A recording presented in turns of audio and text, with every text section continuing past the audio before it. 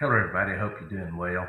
The General Executive Board is meeting today, and the Bishop has asked us, each department head, to do a kind of a state of the department address to them. And so I've been preparing for that, and I thought, man, I'll make just a video here and share what I'm going to share with the General Executive Board with you guys on the World Missions Board.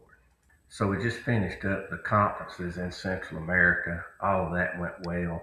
Typically, we would have those all in January, February, but this particular time, Costa Rica had some laws changed, so we had to have their conference in May, it was just a couple of weeks ago, and everything went well with those conferences. Our churches remain engaged and active and everything. The conferences, as I said, went well.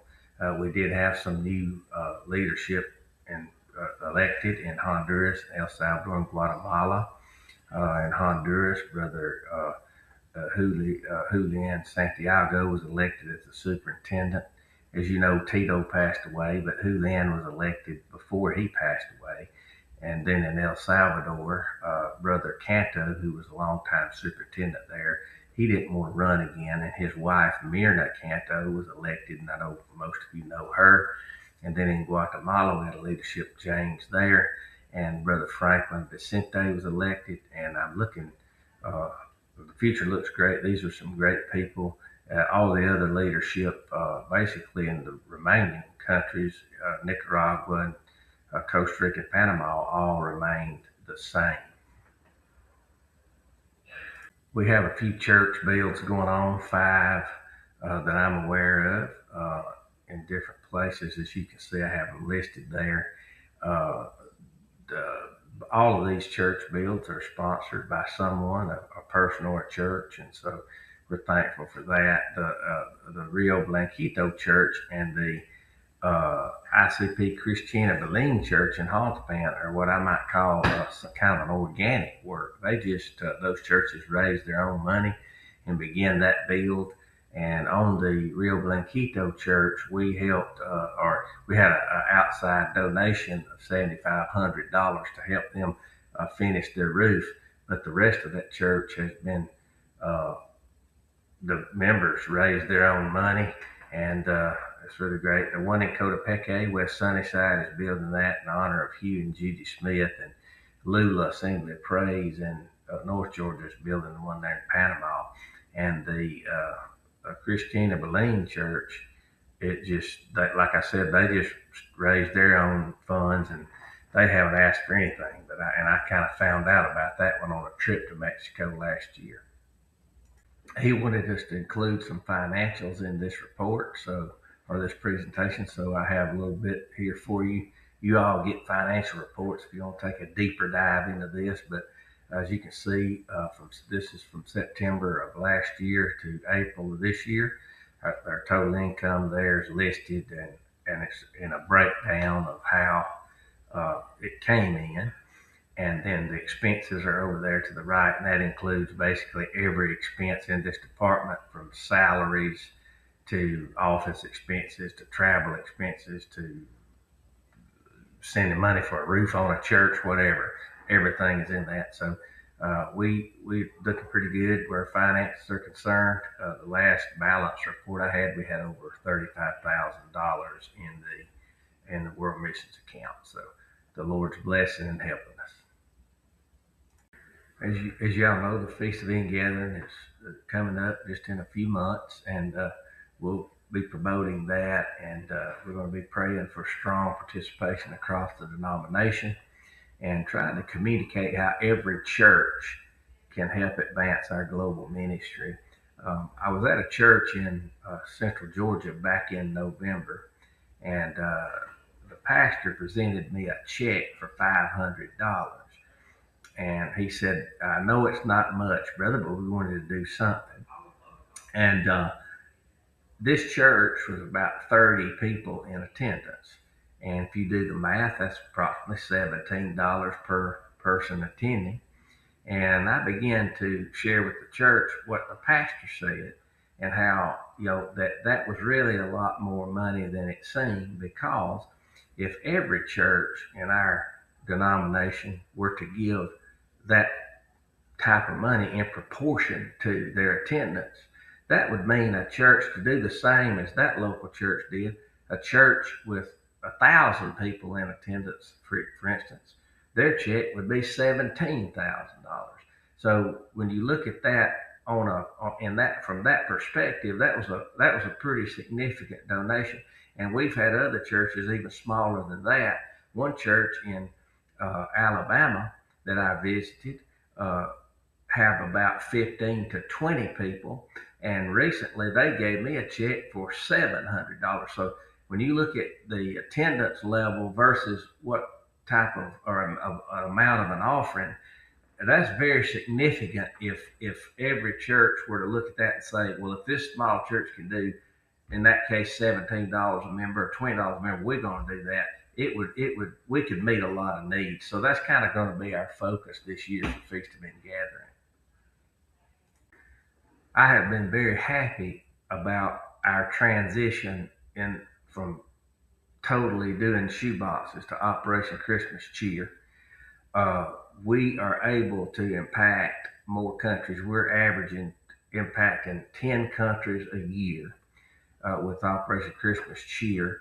And one thing is we've basically eliminated a lot of the shipping costs and other logistical costs that can be put right back into that ministry simply by not having to rent vehicles and pay for fuel and in some cases storage units and such as that to try to get the shoe boxes where they need to go. We do still accept shoe boxes. Some churches prefer to do that, and that's perfectly fine. But what we do with those is we sow those into Place of Grace Ministries in Rockingham, North Carolina. It's one of our CX churches, and then we also help Kenny Williamson Ministries where he utilizes those things in West Virginia and other places. But it's really allowed us to bless more people in more countries to shift from a physical shoebox to someone donating financial cash or checks or whatever, and we're able to impact more money. And as I mentioned, we've eliminated shipping costs and transitioned that from literally pennies on the dollar what it costs to wire money to different people in the respective countries. We've had discussions and talked about that orphanage in Honduras quite a bit. Um, and recently, basically, I think it was just a few weeks ago actually, that we were approached by Pastor Keith Giles from the Word of Life Gospel Ministries in Carrollton, Georgia, and his missions Pastor Tim Smith, who Tim is also our district promoter here in Central Georgia. But Word of Life has had a connection in Honduras with a pastor there mainly around the Tegucigalpa area. But they've had a connection with this pastor. They've been working with this pastor. His name's Pastor Carlos. They've been working with him for a great number of years. And Pastor Carlos had talked to them about working with us and allowing them, Pastor Carlos and his ministry and his churches, to kind of take over that orphanage, if you will. Of course, we'll retain ownership of property and so forth, but they would just basically run it, start the church up where it's having a full-time service there multiple times a week. They would run the ministry of the orphanage, get it licensed through the government of Honduras, and they would raise a lot of the money to operate that. Again, these are just discussions, and when we get to the point of making a decision, then we will, of course, we'll be reaching out to you on, to get your thoughts and vote and so forth. But it looks like it could be a good opportunity. I think there's 20 or more churches involved here that is in Pastor Carlos, that where they've planted churches and grown, and it's very structured. And our idea right now is just most likely they will bring their churches into the ICP, and we will most likely let them be their own district, because they have as I said, a great leadership structure and structure in place. So we'll leave that alone. But again, these are all right now just discussions, but and we'll be, I'll be getting with you later if this develops into more. In the spring of next year, we're looking at the possibility of having an Iron Leadership Conference in Costa Rica. I'm working with Brother JD on this, and he feels like that he can raise a great deal of money for us to host this. And the idea right now is to have many of our leaders come in from different countries, places like Brazil, the other Central American countries, Chile, and just whoever, those leaders that can come and get all those guys to Costa Rica.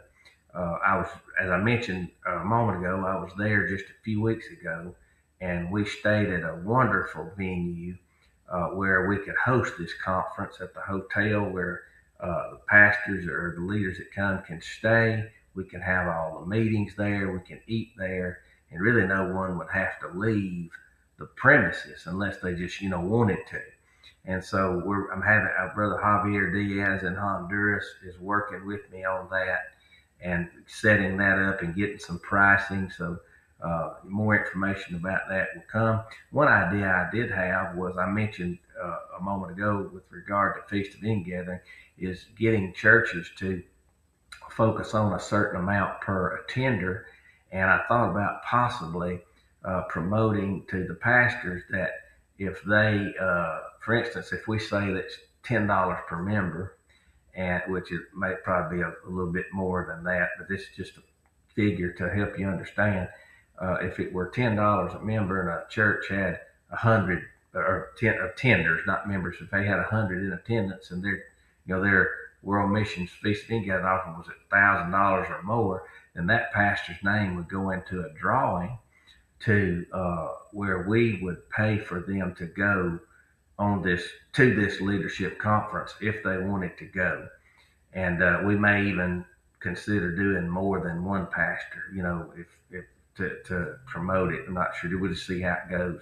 But we're looking to do this to encourage our leaders, train them, and just give them a time to fellowship and different things like that. So more information will be coming about that as well.